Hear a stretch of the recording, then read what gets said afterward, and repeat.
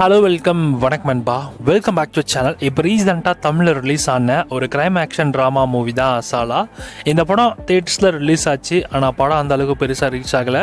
ஏன்னா இந்த படத்தில் ஸ்டோரி கான்செப்ட் நல்லா தான் இருக்கும். ஸ்டோரியே என்ன அப்படின்னு பார்த்தீங்கன்னா, ஒரு டாஸ்மாகை சுற்றி நடக்கிற பிரச்சனைகள் தான். அந்த டாஸ்மாகோடைய டெண்டர் எடுக்க பல குரூப்ஸ் போட்டி போடுது.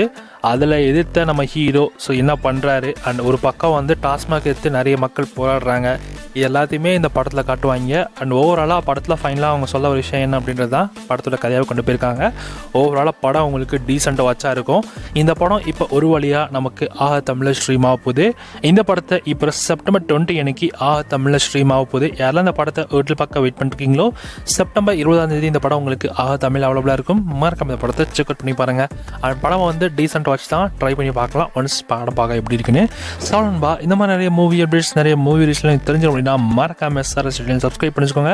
அண்ட் இது போல நிறைய மூவி இன்ஃபர்மேஷன்ஸ் உங்களுக்கு வந்துட்டு இருக்கு. So stay tune.